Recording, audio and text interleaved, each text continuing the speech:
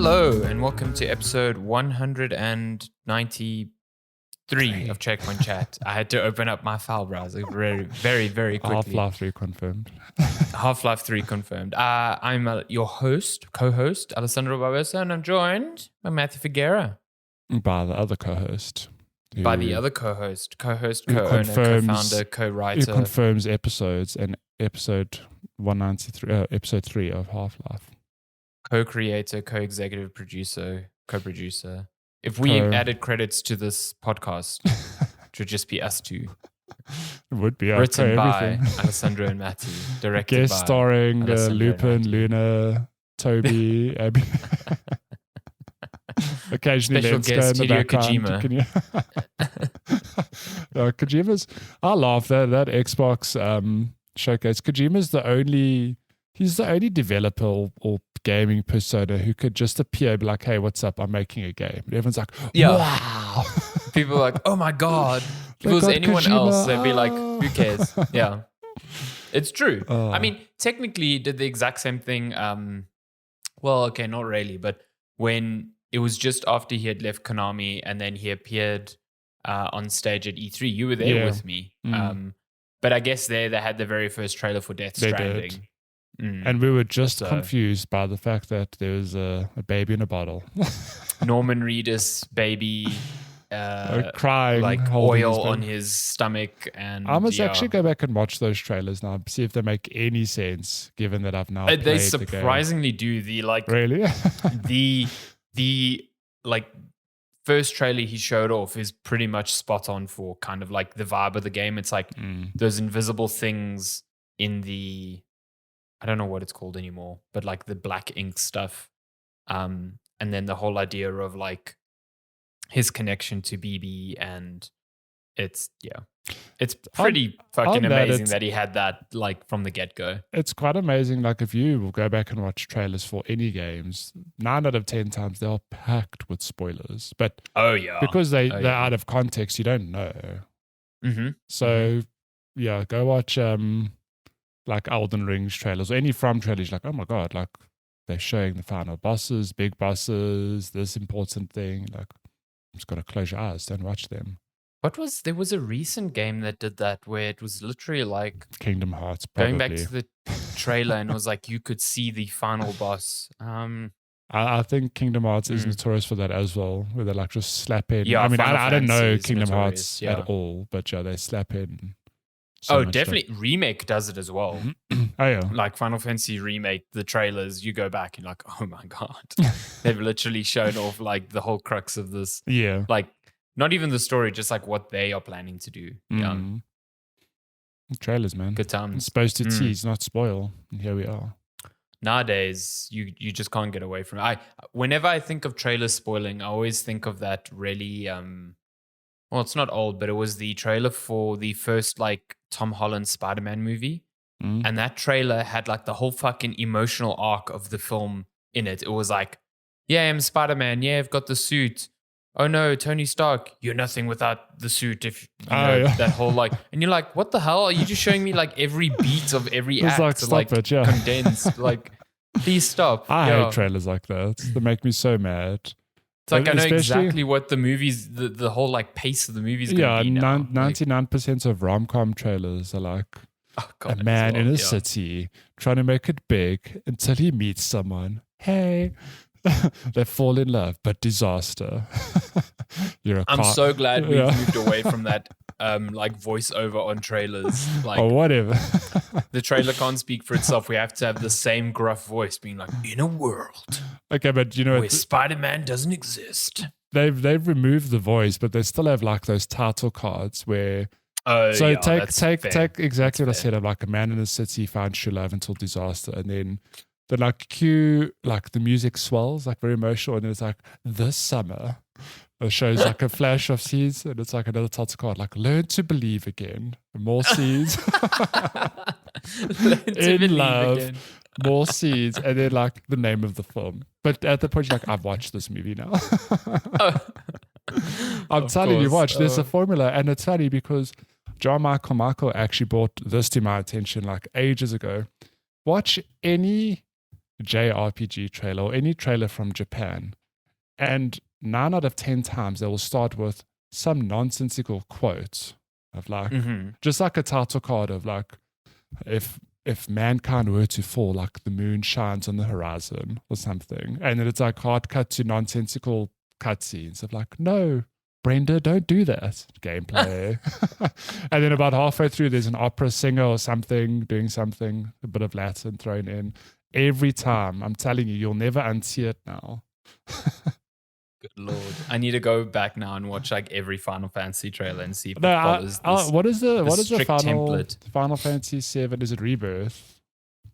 The new one, yeah. Rebirth. One. Okay. Because that itself also opened with a line and I laughed. I'll tell you what it said. Wait, well, throw it up for the video viewers to see. I'll dictate for these audio audio listeners. Rebirth? Yeah, hold on. It is Rebirth, yeah. Let me just find it. Is this the right trailer? I need to make sure that I've got the right trailer before. No, wait. It was this, though. Oh. What? Okay. Sorry, I'll throw it up in a second. I need to see this. There's an opening line missing, I need to confirm your nonsense. Hold up. Okay. Sorry, audio listeners, we'll dictate We'll dictate for you. Okay, so we're watching the Final Fantasy Rebirth trailer. So, this big shots right of the sky. Though. Yeah, this is the right one. Okay, so there's a feather floating down to the ground. Yeah, it's very beautiful. God, this game is beautiful. Yeah, there. What will become of the planet? Without fail? Question mark. It's like some big opening line. Okay, and you've got Cloud walking. I can't hear this, so I have no idea how the music is swelling. It's fine. Don't worry. But if you scrub through, what is Sephiroth's endgame? So I mean, most trailers do this. What is fact and what is fact and what is fiction? Oh my God, I can't. And there we go. Final Fantasy 7 Rebirth. We can prove this. Give me any JRPG. I'm telling you. Yeah. I mean, I'm pretty sure if you go back to what was the most recent one? Kingdom Hearts 4. It's probably the same. Kingdom Hearts 4. I'm pretty sure it was like, what's his name? Sora? Is it Sora? Yeah. Clown Shoes Sora. Oh my God, this is he's like reveal trailer. Yo, that trailer's long. It's like 4 minutes, I think, or something like that. It's ridiculous. It's super long. It's as long as your wait for Kingdom Hearts 4 years. This isn't my claim to fame. This is John Michael who identified this this trend. So this opens with the Lost Master arc, okay? So this is a whole new arc for Kingdom Hearts. Bit of footage, whatever. Cool. You don't know what's really going on. You're like, okay, that's happening. And then there we go. The heart resides within the soul, which in turn is guided by fate to its rightful What place. is this font, though? This looks like some... What does it even mean? I can't. This game looks fucking cool, though. Like, I don't think I'd ever play Kingdom Hearts because I'm too far gone now. Like, I just can't dedicate myself to that nonsense now. But visually, pretty good. It looks good, yeah. Yeah, you're right. To try catch up now. Your Kingdom Hearts 1, 2, 3, 4, 2.5, 6, 8, Kingdom Hearts root 2 over square. Yep, it sounds about right. Now, this is low-hanging fruit that I'm hitting here, but it really is fucking nonsense. So it is. Come at me, Kingdom Hearts fans. You're ready. Listen, you can enjoy nonsense. I don't care, but it's nonsense. Like, just admit to yourself. Just acknowledge it. It's fun. It's okay. Yeah. I love trash too. I love. Wow. Okay, that's. I love. Okay, well, I love trashy stories too. You know, I love my Dragon Ball Z. It's a trashy story. It's great. It's awesome. I love. I'm trying to think of other trashy stories now. I mean, I loved watching Vampire Diaries back in the day. Fucking trash. Yeah, that came up in the Discord this week. I never watched Vampire Diaries. All. Was it Vampire Diaries or True Blood or both? Oh, we were talking about True Blood. Yeah, I didn't watch either. Also, same basic trash, like Supernatural. Although it was weird, like True Blood was HBO, so it should not have been that trashy, but it was. Yeah, we are. Supernatural as well, trashy. Oh my God! No! Don't say trashy. Supernatural first few seasons real good, and then it gets into territory. You're like, oh my God, where is this story going? It's ridiculous. I'm just so glad good Jensen Ackles got his got out of that supernatural world and was plopped in The Boys, and he's fucking great in The Boys. Good. Like, nice. Can confirm he is amazing in The Boys. So watch The Boys; it's real good. They announced a spin-off for that show. It's called like The Kids. What is it called? Oh, yeah, it is sort of like Kids. It's like a university for the superheroes, and it's basically described as like something crossed the Hunger Games. So I'm just thinking of like all the superheroes on the show are really terrible people. Now make them really terrible young like teenagers. It's just going to be crazy. So yeah, I'm keen. Yeah, I need to watch the show. Oh, one day. Yeah. So good. And what I've heard is it's nothing like the comics, and the comics are bad. So, well, there you go. It's a good thing. Maybe they deviated. Yeah. You know what else deviated? My attention from video games this week. Hey, let's get it. No, I'm joking. It actually deviated towards more video games this week. Nice. Yeah. As Shikman Chat talk about video games. So if you're listening to this, it's probably slightly late. It's later than usual. And the reason for that is I needed to adhere to an embargo for Stray, the new Annapurna published title. I don't actually know I get really irritated by this, and then I've just done it when people be like, oh, it's a new Annapurna game. It's like, no, it's not. It's Annapurna published it. They didn't develop it. They don't develop games. It's like being like, this is the new EA game. Like, yeah, okay, cool. But just the generic EA developer. Blue 12 Studio, I think, is the developer. Blue what? Blue 12 Studio. Oh, Blue 12, yeah. I don't know if they've made anything. I'm looking at their wiki page. Doesn't look like it. Yeah, so in 2015, Blue 12 co-founders Kula and Viv began working on Stray, originally known as so this is their first project. Damn, they started working on this in 2015. Well, it was announced. This is interesting. They wanted to pursue an independent project after working at Ubisoft. What they worked on former before. Ubisoft devs. Yeah. Okay. Well, it was. I remember. I mean, it's been a while. Stray was first announced at the PlayStation's Future Gaming event, where they announced, the PS5. Yeah. And it was one of the games shown there. So it's been 2 years since then for this to come out. It's cool. I quite like it a bunch. It's very okay. So firstly, in Stray, you are playing in a sort of post-apocalyptic world, and you're playing as a cat. The story sort of starts out with you and a couple of other cats, and you get separated from them, and you find yourself in this like really, really cool, like neon-soaked undercity that is inhabited by sentient robots.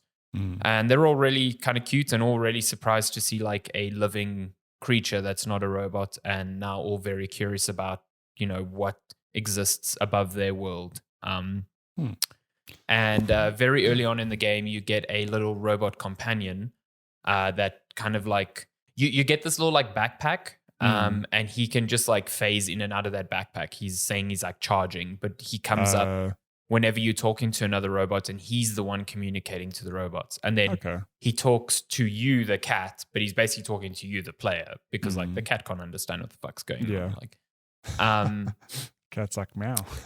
Yeah, exactly. Even though the cat does some pretty intensely like complicated things like hacking safes and stuff. This cat is smart AF, let me tell you that much. Incredible. But it's really fun. It's a very straightforward like adventure puzzle game. The game so far has been, it like seesaws between like, okay, you're in a confined area that's specific to a certain like chapter of the game. And then you come back to this sort of like very small hub that you're able to explore at leisure. And like your objectives are sprawled around the sort of hub. So for instance, yesterday I needed to get a specific robot to fix a tracker for me. But he couldn't fix the tracker until I got him like a poncho because he was really cold. And I couldn't get the poncho from the robot that created the ponchos because I needed something else. So I needed to like roam around and complete like a sort of like scavenger hunt thing and get all the items. And then nice.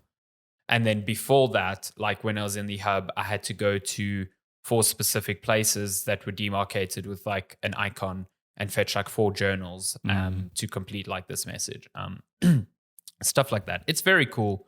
And like I said, it's straightforward. The puzzles are pretty simple. It's sort of like you're in a room, you need to find like a code to a door, or you need to find batteries to power a thing so that you can like open a door, or you need to depower a fan so you can get into a place. Stuff like that. I've never like sat there and been like, fuck, I do not know what to do. Yeah. But it's nice. And the movements as the cat is probably one of my favorite things. It's really cool to see a video game from this perspective, if that makes sense. Yeah. Like, you know, I think just like we as humans walk around and we see like the world from our level of view, the world to something that's maybe a fifth as high is very different. So seeing video games from that perspective is interesting. Like something different. You walk through doors and they look like massive, and you walk past like robots' feet and you look up to them. Like sometimes when I have to talk to a character, I have to jump up to a chair to get on eye level with them so I can actually chat to them. Stuff like that. And it's just like interesting. It's different. Yeah. That's very cool. Yeah. So all these sort of movements are like canned animations as well. You don't have like a dedicated jump button. You're not like jumping like Crash Bandicoot, like when you press A, you jump. Instead, when you roam around, you'll see the A button. I'm playing on PC with a controller, but you'll see like the A button pop up on surfaces that you can jump to. And then when you press A, the cat will like make the leap there. And then you're in control again when you get on there. So it makes the animations look very, very fluid. Yeah. And then I think it keeps the game from being silly where you're just jumping like stupidly and not getting jumps correct and whatever. It's like it's very strict about where you can go as the cat. Yeah. So I think that's quite smart. Yeah, I was going to say that's probably the smart thing to do, because also you're going to get some wonky looking, you know, jump animations and whatnot. I think already, because like they're animating, like speak to any animator and they will tell you that walking cycles are like the hardest thing to get right. So now I'm trying to think of the effort that went into a walking cycle for a cat with 4 legs. Yeah. That you can observe from like any angle at any time. And it just makes sense. Needs to look good. So it makes sense that they went this route. And, you know, you can still get some momentum going. Like if you hold A and there are jumps nearby, it will chain them together. So you can like cool. You can aim at a direction and be like, cool, I just want to go. And the cat will be like, boom, boom, boom, like jump between them as if it's got like, it knows exactly where to go. Yeah. It's pretty cool. It feels pretty cool and I quite like it. I quite liked, I mean, sorry to interject you, but yesterday the PlayStation blog was titled Meet the Real Life Cats that inspired the game's port protagonist. And it's literally an introduction to, I think it's 3 cats that help shape like the cat. Yeah, so this is the main cat is inspired by this real life little stray cat. And then a lot of animation, I think, happened. There were 2 other cats. Is this one? And they probably captured a lot lot work from them. Boy. Yeah. Oh. It's quite cool. you can definitely tell that, because like it's so detailed and like authentic, and it look there's a lot of love poured into the right parts of this game. Like it is an independent game, so you know I think the scope of it might be smaller than what you think. Even though, to be fair, I'm not finished with. Oh, okay. Well, at the time of us recording, I'm not finished with it. I will be by the time this episode's out. Yeah. But it's also like incredibly beautiful. Yeah, I was going to say, I think that was the draw card for a lot of people. So like, of course, you know, game about a cat, you know, generate hype, but it's also the fact that like, damn, this game looks really fantastic. Good. This neon city is kind of lifelike in some ways. Like it's drawing from, you know, familiar themes like cyberpunk and you know, post-apocalyptic worlds and stuff, but it's got its own vibe. Like the robots you find are like bipedal humans, but they all look like they're wearing like sort of miniature CRT monitors as heads. And they've all got cool. All of them like emote in very different ways on the screens. Like they change color and they change their expression based on how they're talking to you. Yeah. And it's got a really cool presentation in that way. And then when you're walking through the streets of the slum, like the water on the floor and the neon signs and all the reflections, it looks really good, like really, really good. And the cat is really nicely detailed. And yeah, I genuinely think it looks pretty phenomenal. So yeah. I mean, haven't played the game. Just from trailers, though, I've gone like, oh, yeah, it's real good. Does it have a photo mode? Because that would be a missed opportunity if it doesn't. Think so. Oh no. I need to look into the controls, but I haven't seen one surface to me. But there might be like a button that lets you go into photo mode, which would be nice because I want to. Yeah, you want to take nice panoramic shots of the cats and whatever. There are instances so far that I think they've been good, but they're not my favorite parts. So there's moments where you are in quote unquote like combat. So there's these enemies called the Zerks, which are like they're like these, I don't know what they are, like they look like aliens. Do you know what they look like? They look like the face head crabs from Half-Life. Okay. But just like chibi versions of the head crabs.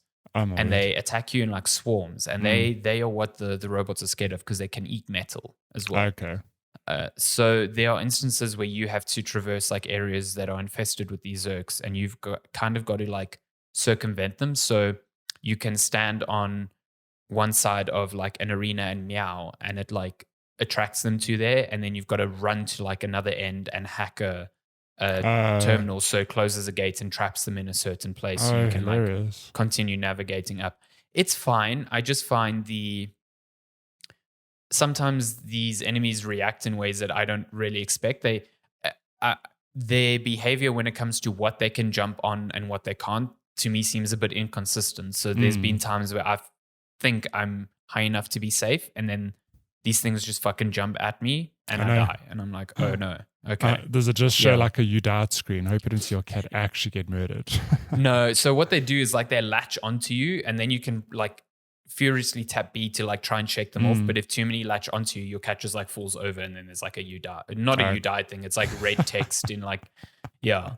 So it goes full Dark Souls, like you die. Yeah. It's like red text. You can't even tell what it's saying because it's like in some like alien language, and it's just like, boom. Yeah, it's quite sad. But you don't hear like the cat going like ah, and like, yeah, that would be horrible. No, that'd be terrible. So yeah, there's only been I would say maybe like 20% of my time with this game has been that. And most of them have been like chase sequences. Like I'm running away from these things and just using platforming to like keep them at bay. Yeah. So I'm curious to see how that like evolves, if it does. But so far that's like it's not bad. It's just not my favorite part of the game. I much more prefer just exploring this world and chatting to the little robot inhabitants and like knocking things off shelves and stuff like that. There's even a mechanic, and it's even part of some of the puzzle solving. Like at first I was like, oh, this is just a fun gimmick, but you can, on certain surfaces, you can press Y, and then you can like tap your triggers to do like the whole like clawing, you know, like when cats are like sharpening their claws and stuff. So you can do that on carpets, and you can do it on like walls and stuff. And then there's some instances where you do it on like blinds. And if you do it enough, the blind like pulls down and then opens. And then you'll have like a new path somewhere or something.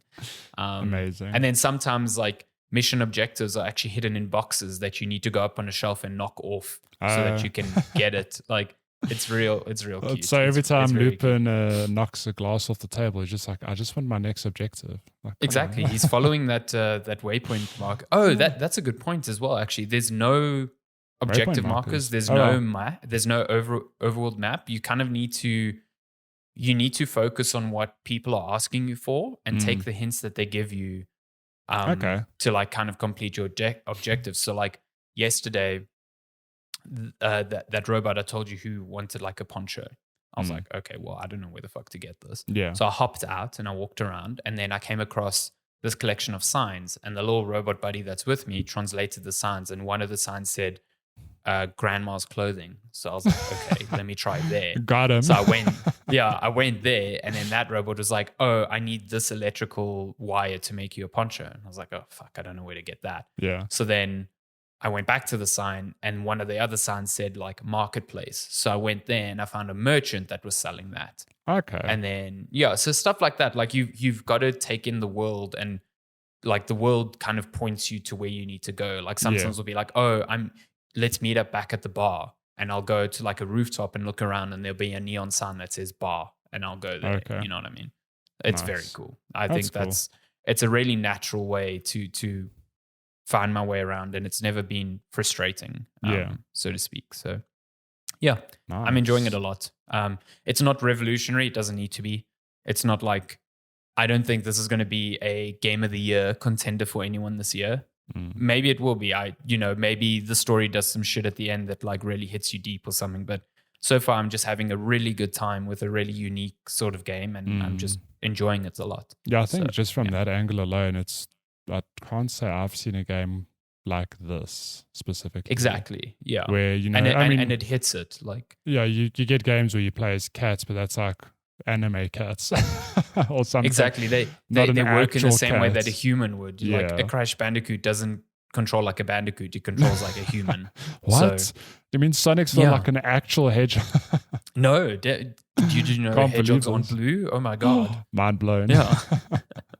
So I think from that perspective, it is quite unique. It's very much like you're definitely jumping around, and you're doing things as a cat that a cat normally wouldn't do, because a cat would have no sense to like do what it's doing in this game, but you are still moving around as that cat.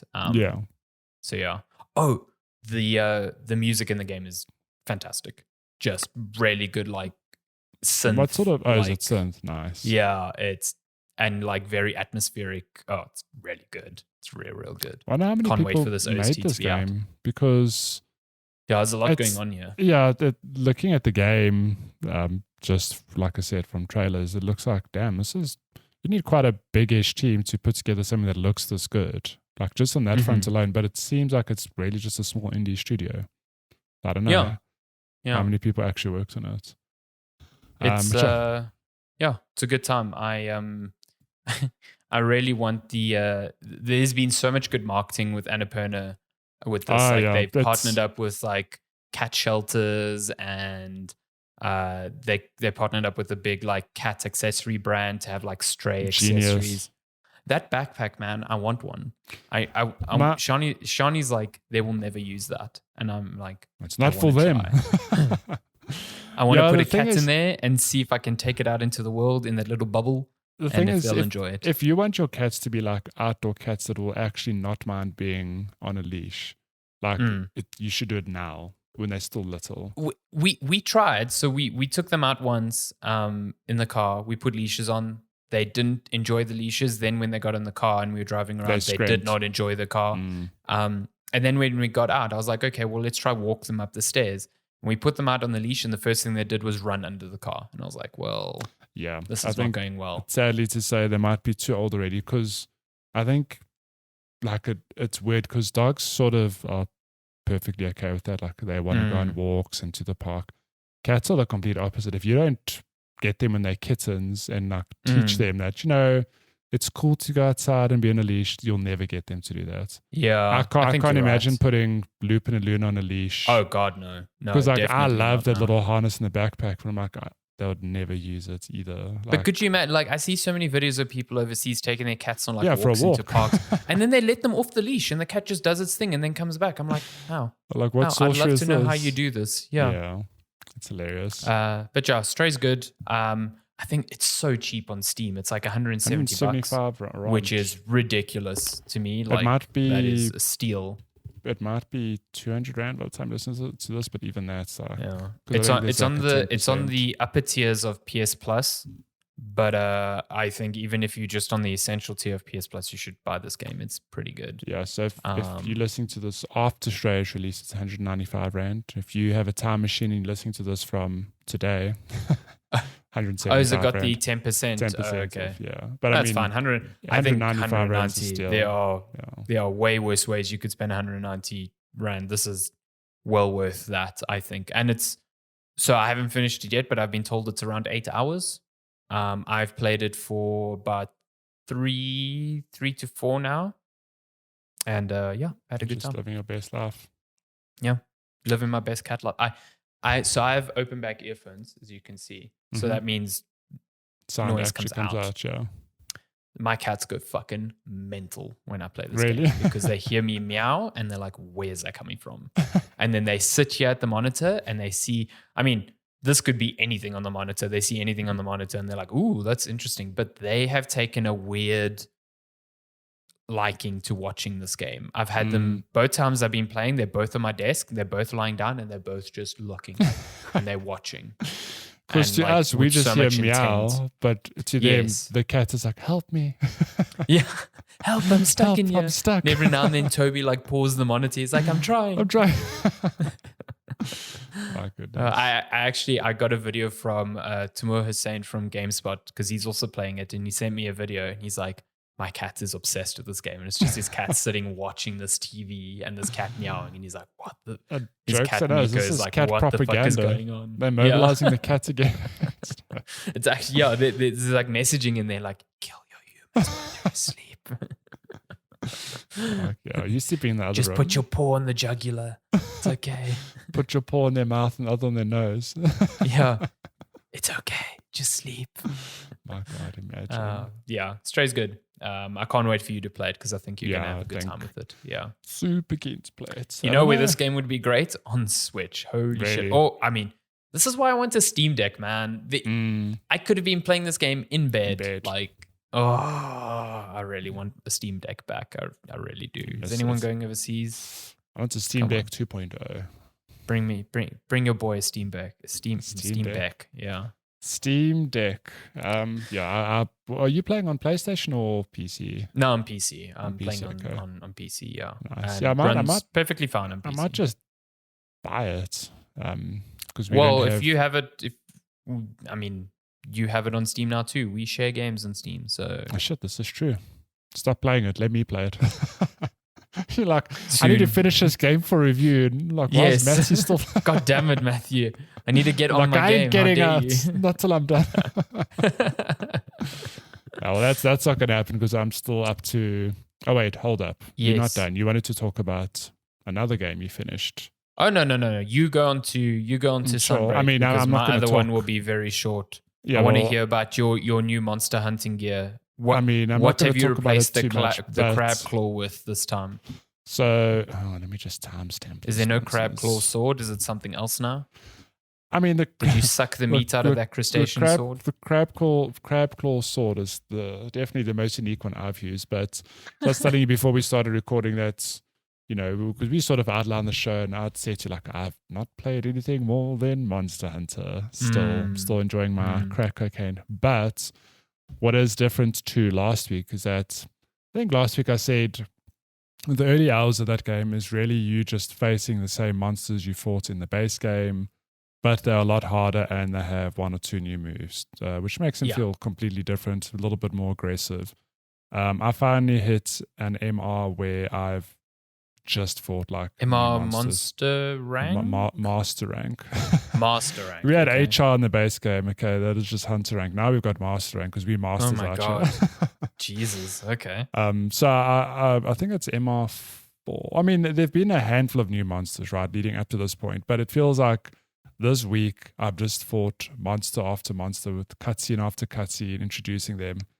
And it's just been a really good time. Like, I can't give this game enough praise. And I suppose if you've played a Monster Hunter, you know what to expect because it's the same thing, just with different, with wire bugs and switch skills and a whole lot of stuff. Love that wire bug. Yeah, I don't know. The next Monster Hunter, look, I've never played Worlds. It fucking better include wire bugs. I don't know how you would remove wire bugs because the added mobility, and the actual utility of the weapons is just so good. Like I can't imagine not having that. And they might just do that. But yeah, the monsters are also way more challenging. Like I think the base game has always been, it's a good balance of, what one hits you and what doesn't, and you having to play smart. But it feels like these monsters are they've like upped the ante. They're super aggressive. They've got lots going on. It's like I was saying to you, the one monster you fight breathes fire on you, and you not only have like ticking fire damage, you also get poison damage. I'm like, how is that even possible?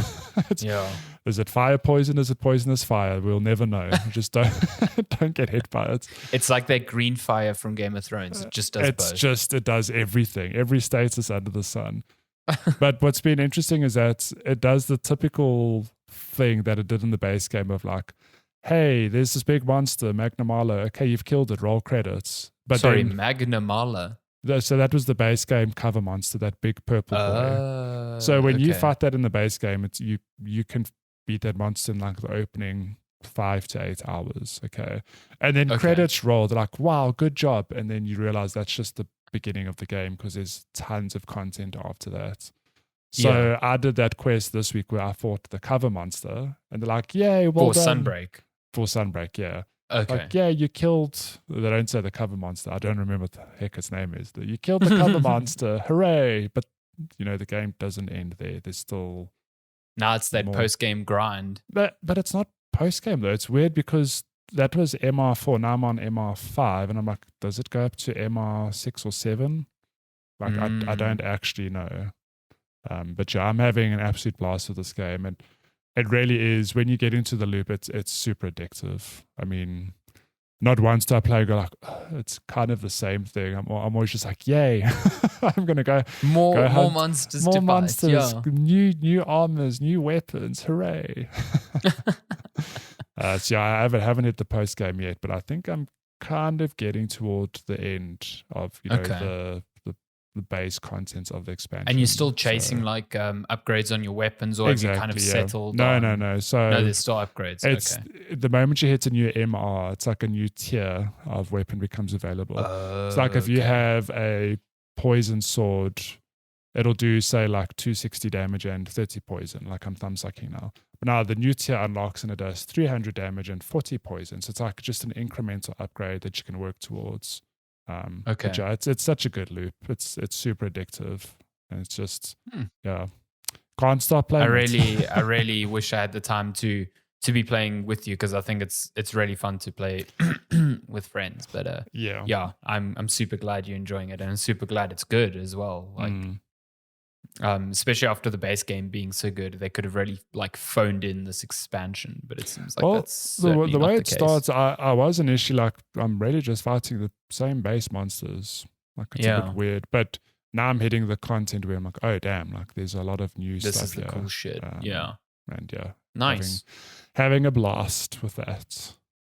Very good, very very good. I guess sticking with sort of semi Nintendo, I finished Metroid Dread finally this week, because with all the fucking load shedding we've been having, it's been a great time to just kind of like, when I lose power at 8 o'clock, just hop into bed with the Switch and be like, cool, I can play 2 hours of Switch, and I don't have that nagging feeling like I should be playing Elden Ring or I should be playing a review game, because I genuinely can't. So I finally got to when you're playing 2 hours almost every night, Metroid Dread goes by in like a week, because it's only about too long. I think my clear time was like 7.5 hours or something like that. Game's good. I mean, shocker. I think I restarted the game about 3 times over the course of like the last year, just trying to get into it. And every time I played maybe about like an hour before I bounced. And like an hour is super not enough to really get into the groove of things. That thing hits its stride like 2 or 3 hours in, and then it just does not stop. It's just fucking upgrade after upgrade after upgrade. I'm glad I can finally talk to you about that, because I mean, obviously at the time I played it, and I kept saying to you, like the pace that they give you stuff is unrelenting. It's like half an hour per upgrade over 7 to 8 hours. If that, it's sometimes even shorter. Yeah, every time you like, okay, cool, I've got this. How can they one up this? And they do. Oh my god, yeah. And every single one is like so like revelatory to how you move around that map. And like, yes, you can do so much backtracking, but I think what I appreciated most was, as soon as I got an upgrade, the path forward was always very clear. It was always like there was a mainline path through that game, and the game did a very good job of communicating that in a way that, if I moved right or left, it felt natural and I was going the right way every single time. Like, it was very rare that I got lost because I went the wrong way. But even on that front, we always speak about how this game's design is just, it's like, incredible. Sorry for the cliche saying, but it really is a masterclass of design, where I don't know how you piece together those maps in such a way that you give the player a new upgrade, you plop them exactly where they need to go, and it's often a place they've been before, and it's like, oh hey, here's a wall now that you can break, and now that takes you further. And it's not like it takes you through one linear path. Like you are actually backtracking, but it's so organic that I don't know how they did it. Like I can't imagine having to problem complex. solve. Because there's there's 5 or 6 essentially hubs. The whole map is 5 or 6 hubs. Yeah. And they're at first you think they're all interconnected by single elevators, but then you realize that there's multiples, 2 or 3 ways to get between each of these areas, and all of those are dependent on upgrades you have, and it's just insane. The way it's interconnected is amazing. One thing I haven't done since finishing the game is watch a speed run. I'd love to see how people break that game, because I mean, if people were to figure out glitches, I'm sure they can get through it very quickly. Oh yeah, glitch through this wall. You can definitely sequence break this game in weird ways. Yeah. I'm sure there was a run at the most recent SGDQ. I'm almost certain there's one there. I would love to watch 100% item speed run. Oh my God. Finding the most optimum path through that entire map and getting every single item would be pretty cool. The thing that did frustrate me slightly was not the main bosses. I thought the main bosses were really fun. Frustrating and difficult, but very, very fun. The repetition of some of these side bosses sucked. Especially those motherfuckers that they first introduced you to one of them. They do this charge attack, and when the charge attack is blue, you can block it, and when it's red, it will fuck you up. And then they shoot you, and then eventually they introduce, I think there's 2 or 3 areas where there's 2 of them at a time, and I just hated those. Absolutely hated those. I just thought it was cheap and unfair, because they could really just knock you into a corner and mess with you very quickly.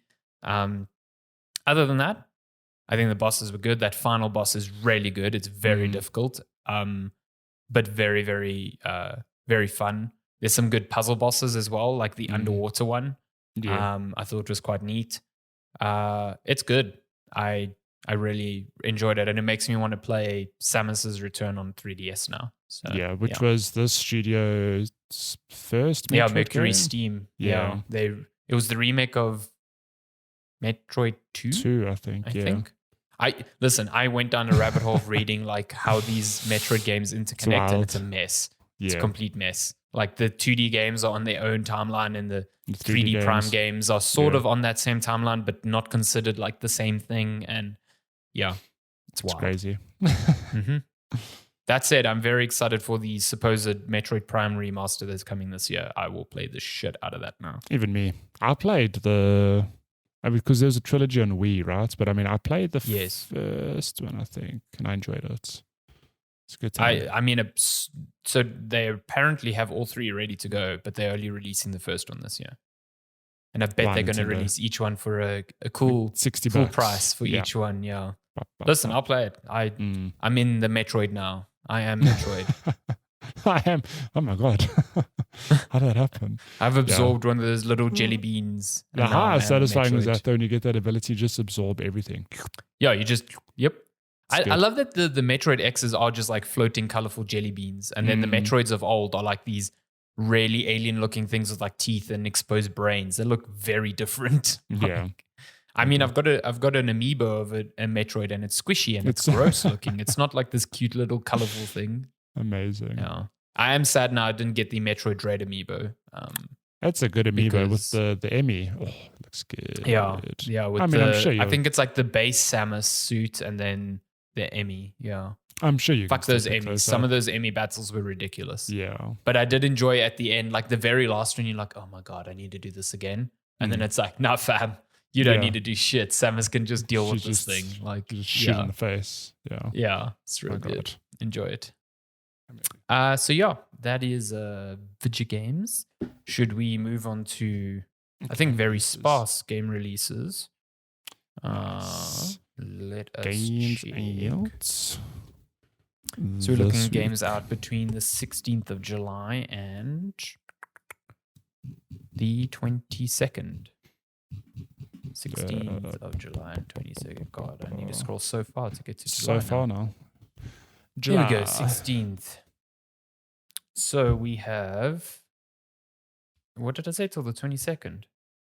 Okay, there's actually quite a few. Quite a few, actually, yeah. Okay, so we have Stray, as we previously spoke about, coming to PC, PS4, and PS5, July 19th. Mm-hmm. Xbox exclusive, As Dusk Falls, PC and Xbox. It's also on Game Pass. That's that like narrative heavy.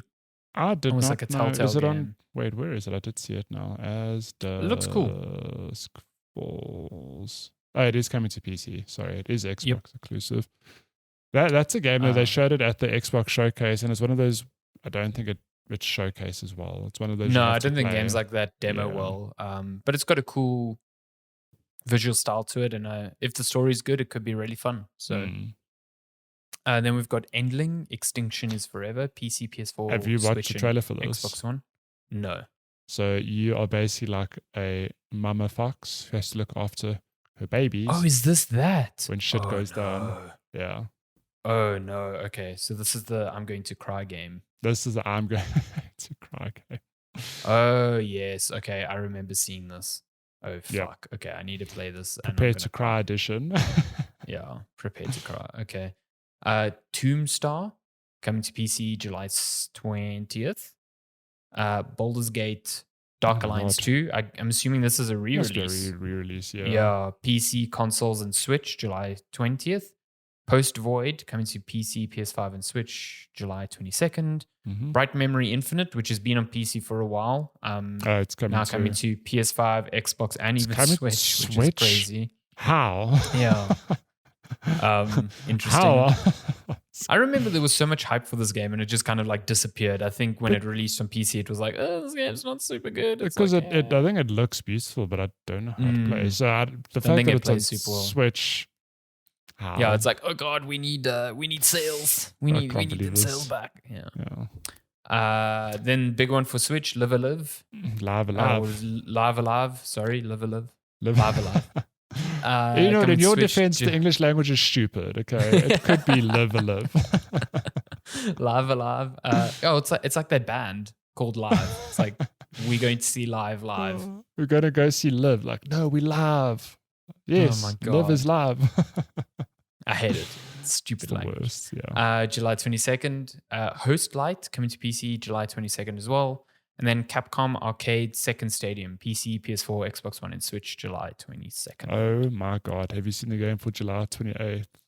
Bear and Breakfast. And Breakfast. I know exactly. Love it. I know exactly what this is. It's like you're a bear and you have to manage a bed and breakfast. Nice. Sounds it's good. Like like one of those cozy simulation games, sort of like Stardew. Oh, it looks so good. Take my money. You need to show this to Lenska. I think she would fucking love this. Because you have to like build out your bed and breakfast and like, oh, it looks so good.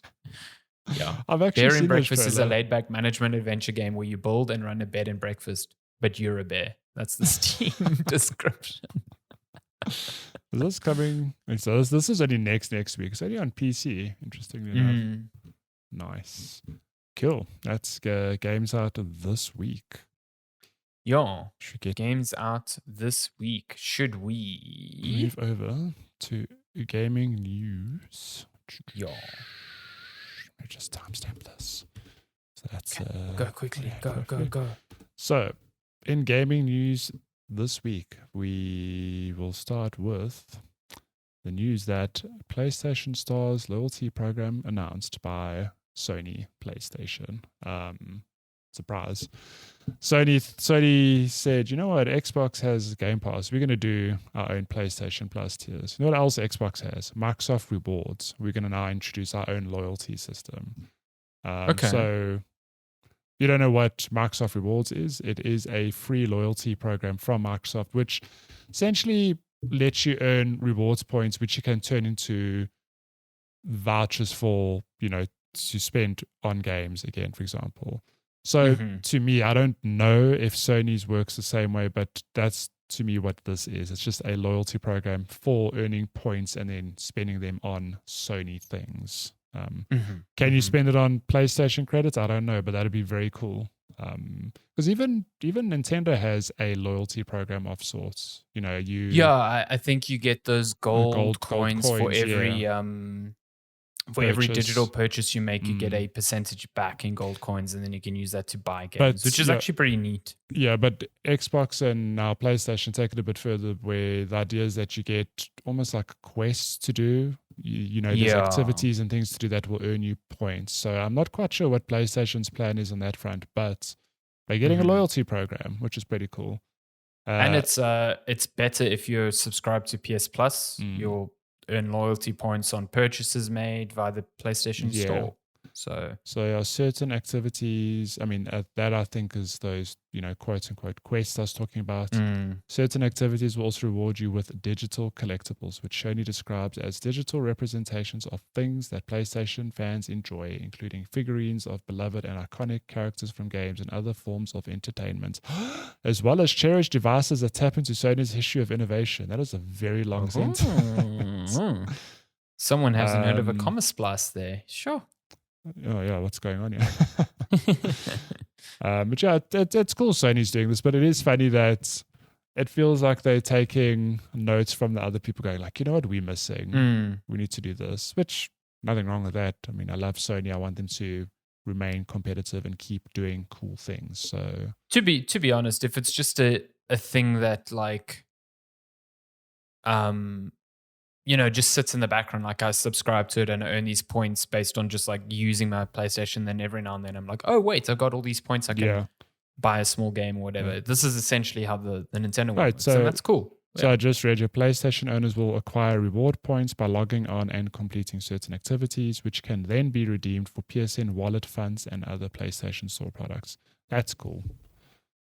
Like it. They're not going to give you like $60 to buy a game, but if you're making a couple bucks here and there just for playing games anyway, it just turns into discounts on future purchases, which is pretty cool.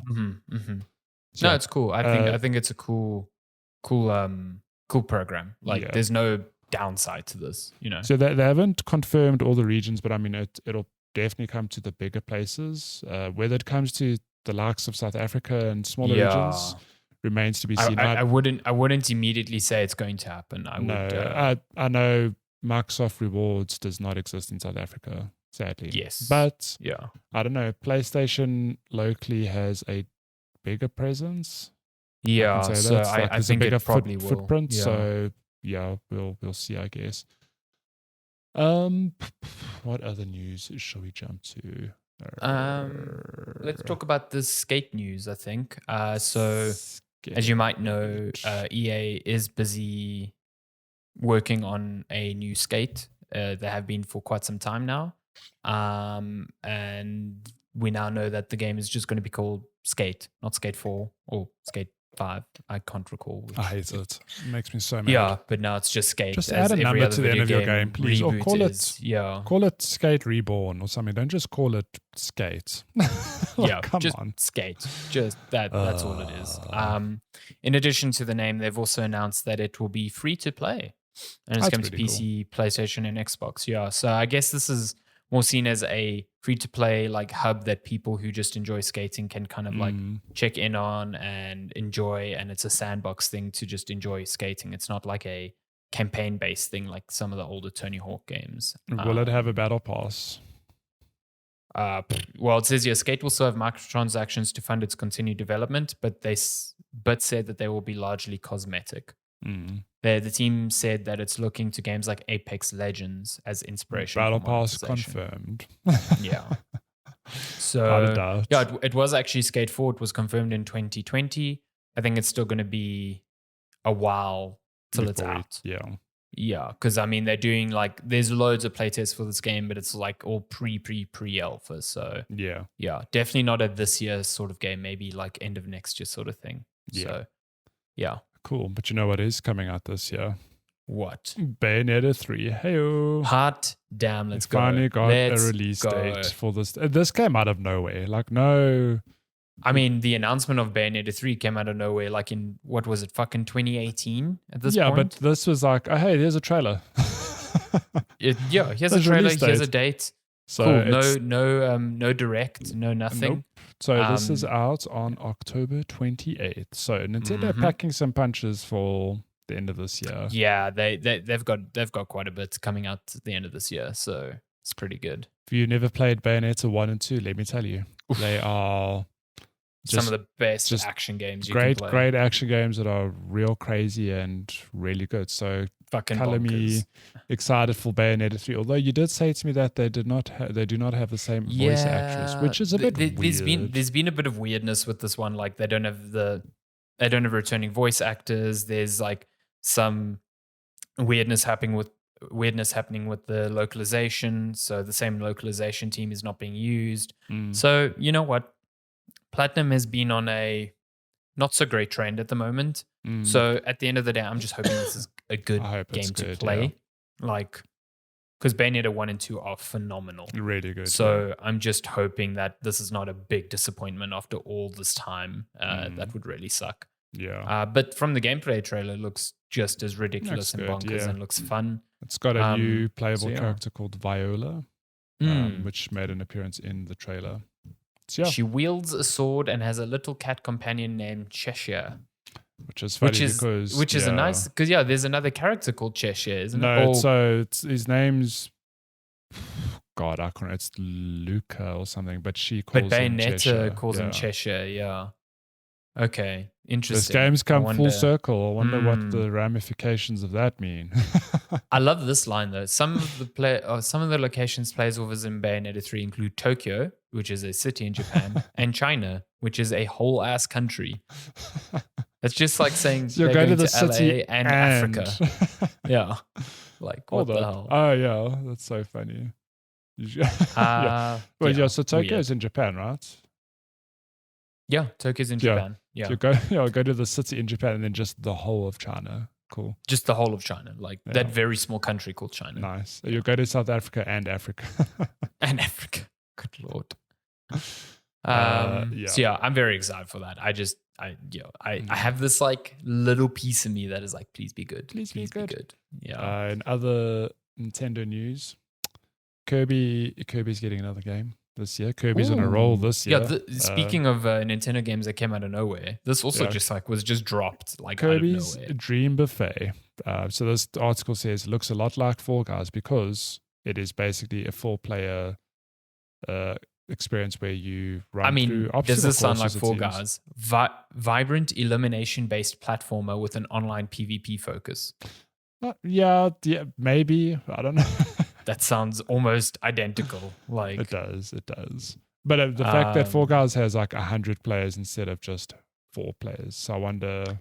It does say it's going to be 4-player local co-op as well as online multiplayer to enjoy with friends. I guess what this reminds me of is sort of like Fall Guys, but there's an old game on Xbox called Fusion Frenzy, which is essentially Fall Guys, but it was like, I think 8 players maximum, and you would each play a bunch of mini games, and at the end, like your points would tally, and that would determine a winner. Yeah. And it was also like the whole like Wipeout-esque nonsense mini games. So yeah, this is probably like a combination of both of those. And it's got Kirby, pink Kirby, yellow Kirby, all the Kirby's there. Love it. Look at this ball of happiness. So good. That's cool. I love food-based levels. I'm down.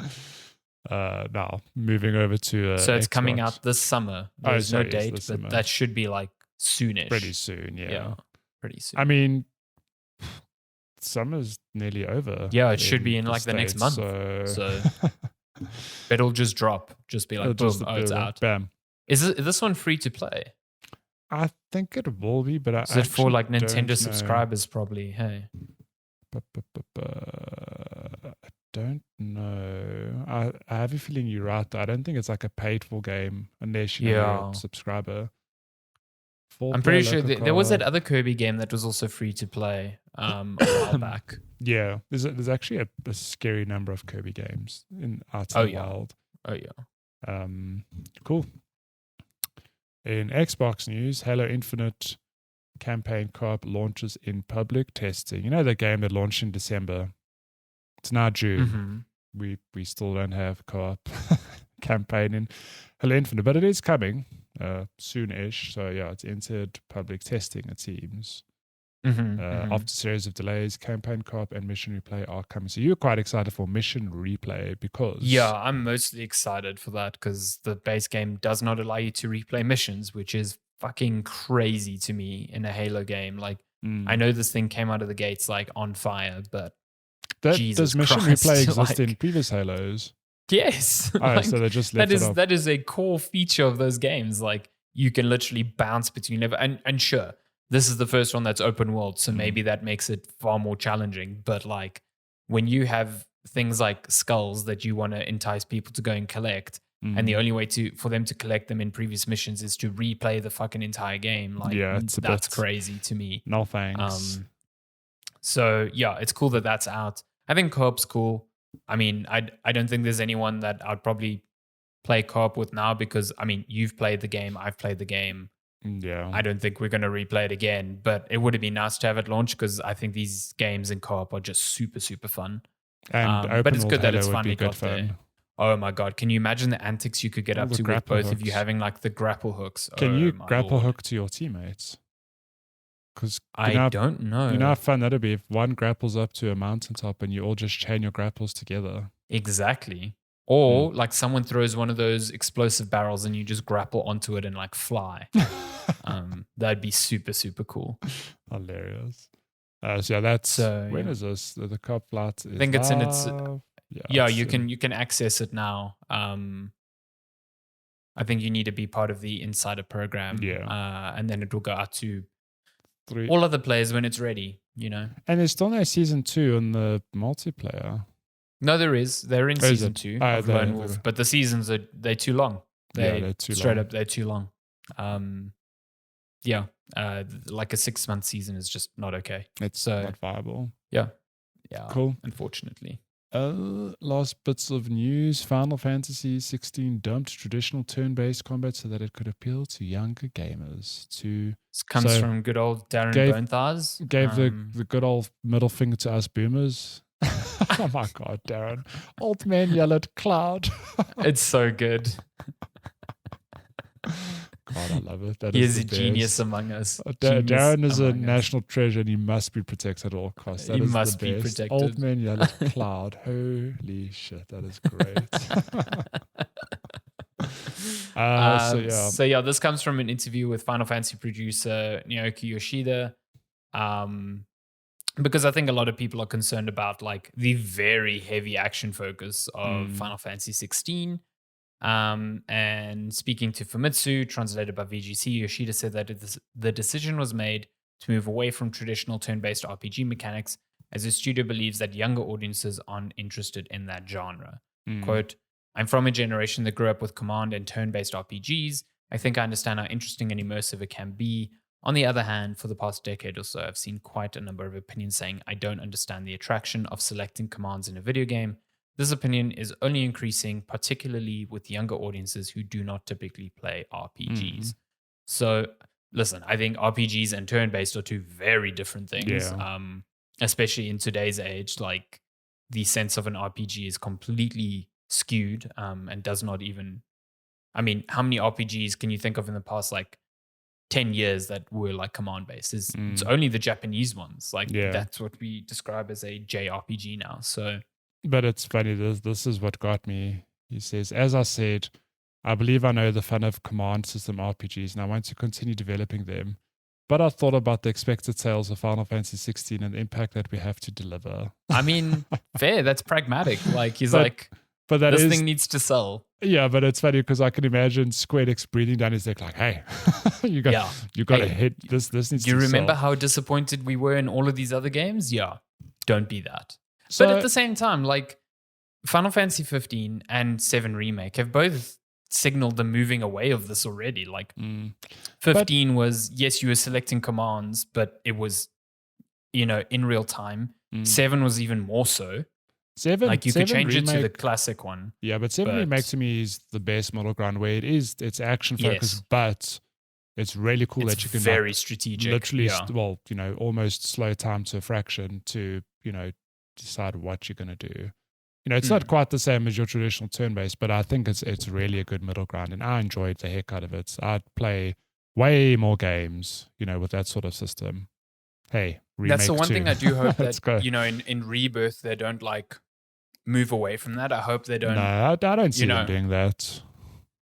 I don't mind the action focus of 16 because I think it gives it a bit of an identity. Yeah. Like you look at the action in 16, you're like, okay, cool, this is what this game is. And that's fine. I don't think all Final Fantasy games need to have the same combat. But yeah, I liked 7s and I hope they retain that. Can we just remember that Final Fantasy is known to experiment or do something drastically different with each game? I mean, exactly. I never played 12, but I think the combat it had like a gambit system. But if I think of 13 wasn't turn-based really. It was it was like an auto battler, if I can call it that, where you just choose Final Fantasy auto chess. Yeah, where you just choose, which roles you want your characters to go into. But you weren't going like, I want to cast fire, I want to attack.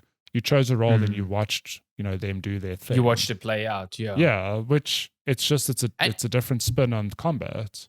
And like you said, even then, like if you go all the way back to original Final Fantasy VII, that's still turn-based, but they eschewed like how turn-based worked with the active time battler. Or was that 6? That happened with 3 or 4, I think.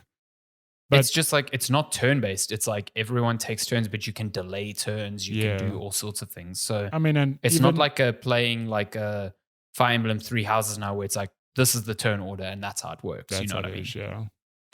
I don't know. I'm still very keen to see how Final Fantasy 16 plays out. I love the franchise, If you take a gander at the comment section to Bernthard's article, boy, people are so mad about this. Holy shit. Yeah. I mean, yeah. It is what it is. Yeah. Last piece of news for this week. Old Metal Gears are going back on sale to celebrate the series' 35th birthday. Thank God. I don't know why these things were yanked from sale like a couple of months ago, but it's really cool now that on Xbox I can repurchase like the collection that has like 2, 3, and Peace Walker because I really want to play 2 and Peace Walker because I've never played those. So that's cool. I want to play 4. Can they just bring 4 to a modern platform, please? Oh, they actually delisted them in November. I thought it was earlier this year. I didn't realize it was so long ago. Sure. Yeah. God damn. But yeah, that's cool. Metal Gear is now 35 years old. This is the Metal Gear franchise. So Metal Gear Solid is not the first game in the series. Let me tell you this. Here's a history lesson. When you like NES games called Metal Gear. Oh my God. Crazy. People going, man, I played Metal Gear Solid 1 on the PlayStation 35 years ago. Oh, Jesus. You are that old right now. I can't believe it. But yeah, it's cool that these are back on sale. Play Metal Gear. If anything, and if you haven't played it, go purchase Metal Gear Solid 3 and experience one of the best stealth games ever fucking created. If not one of the best games ever.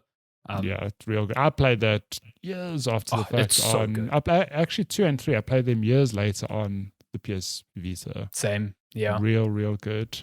Lots of nonsense, I played but 3 again just before Metal Gear Solid 5 came out, and I was like, fuck, this game is so good. And in some ways, like, I still like Metal Gear Solid 5 a lot gameplay-wise. I think its story is a real disappointment. But story's bad, but the gameplay is phenomenal. That like, open world gameplay, the flexibility it gave it to do whatever the hell you wanted to do. Kojima's it's so ahead of its time, dude. Yeah, in terms of like that open world design, like really fucking good. Also, that Metal Gear Solid 3 feels the same. Like Metal Gear Solid 3 is fucking incredible. Just top to bottom. Now the just dude's making walking simulators. I would really love a way to play Metal Gear Solid 4 outside of a PS3. Me too. That would be fucking fantastic. That's what I've missed. Peace Walker I've also missed, but I mean, I'm not going to... Have you never played Metal Gear Solid 4? Mm-mm. Oh, Lord. Okay, I've at least played it, but boy, I'm waiting for that to get a portal or something. Dude. They're going to slap that on that PS Plus tier, the expensive one for people like me. Yeah, that game is so good. If it ever got like a re-release, I'd be there day one. It's just a really good game as well. It really bonkers, like hour and a half cutscenes, but super good game. Just insane. really, really good game. Yeah. Cool. On that note, is that that's news? I think the last thing, the Bungie thing. So we knew. Sorry. Yeah, we knew months ago. I did. It was actually announced in January that PlayStation or Sony PlayStation intended to acquire Bungie in a deal worth $3.6 billion. That deal has now closed. It is completed. It's a lot of nuts. Bungie is now part of PlayStation. Hooray! Bizarre. And we know that they've done that to enhance their live game service capabilities. I think it was last week or the week before. Sony also closed the deal to acquire Haven, the latest studio led by former Assassin's Creed creator Jade Raymond. And they are working on a live service game. So, lots of live service happening. What a time to be alive. Sony. Yeah. The great consolidation of everything. Of everything, yeah. Cool. That Capitalism. Is now gaming news. That is now gaming news. Shall we get Which means we are moving on to questions. If you'd like to send us questions, you can email us, checkpointchatpodcast@gmail.com. You can also find us on all of our social platforms at checkpointchat. Mm-hmm. What is on the docket for today? So we have one question this week. One question, a single we go for quality over quantity here. It's a good question. So this is from good guy Jared Brapra, who asked, "Hey Matt and Sandy, hope you're both well. Seeing how there's been awareness for and seemingly progress against crunch in game development, do you guys think that the reports of VFX artists refusing to do work on Marvel for Disney might be the beginning of the same?" I was reading about this week. It's pretty fucking insane. So it says, always the almighty House of Mouse too big to feel that pressure. It's, I don't know how much you've read about this, but it's, I know, like the surface level, horrible. It's just like absolute, like people crunching like crazy to get VFX out for these films and these series and like destroying their lives in the process. And, I think sadly it is the same sort of problem that the games industry faces, where it's seen as such a prestige to work for some of the big studios. I mean, it's like, it's the same for Disney. It's like, oh my God, you were VFX on a fucking Avengers movie. Holy shit, that's insane, but it killed you and maybe ruined relationships in your life, maybe gave you, sort of like trauma and stress that you'll never get rid of. But hey, but it's you worked on that movie. Woo. This reminds me a lot of when CD Projekt Red were facing similar criticisms of crunch, and you had like people in comment section saying like, I can't believe people are complaining. Like, I would do that for Cyberpunk or The Witcher. Like, I would jump at the opportunity to work with CD Projekt Red. I'm sure it's the same thing here, where it's if I bet you I could find a tweet or something or somebody going like, but these people are working for Disney. Like, I wish I could do that. I would suffer just so I could work for them. Like, that's not okay. It doesn't make it right. No, it's not okay. I think what makes this seem slightly worse is that Disney seems to be paying less than the standard industry fee as well, which is to these VFX artists, which is fucking crazy. How? It's Disney. You got Disney Monet. At the very least, like these big studios, like you hear of crunch at all big studios like CD Projekt, your Naughty Dogs, your big Microsoft studios, the Bethesdas. I mean, there was that big report on Fallout 76 not too long ago. But the one thing, at least for the most part, that you don't hear about this is there's a lot of unpaid overtime. But at the very least, their base compensation is within industry standard or above. This seems to be like Marvel is paying people peanuts and then expecting the fucking world from them, which is just a double whammy of disgustingness. Like, really awful. Like, you should feel privileged to work at Disney, and also we're going to pay you fucking nothing, and we're going to work you into the ground. And then when you're done, we're just going to turf you and get someone else who has the same passion, and we can like exploit for another year or two. Yeah, and then we'll it is a machine and in repeat. That sort of, It's just sad because it's a horrible thing, and it is a complex issue. I've spoken to people who have very, very nuanced views on crunch and what crunch is. And I think those sort of perspectives are important too. Like there is an element of like, yes, I'm overworking at the studio because I'm very passionate about the work I'm putting out. And it is I still think it's up to managers to kind of control that. Like, okay, you've worked overtime for 2 weeks, please take a break. Like, I don't care if you need to get this done, you need to take a break because you're going to burn out. There is a level of like oversight that needs to happen at a management level to, keep people safe from themselves because people need to have those guards in check. But at the same time, I think it's very, very easy for studios in every regard to exploit the passion of people like this and just say, oh, you're really passionate about this. This is great. Please continue, till they hit a wall and it's unrecoverable and then they just move on to the next person. Yep. So that's kind of crazy. Crap and garbage. Crazy stuff. And for anyone who says, oh, but they don't force them to work overtime, you've clearly never been in a situation You've never been in where that environment. You've never been in that environment. You've never been in an environment where an employer will tell you like, yeah, you can go home, but do you check that other guy there? He's working 3 hours more.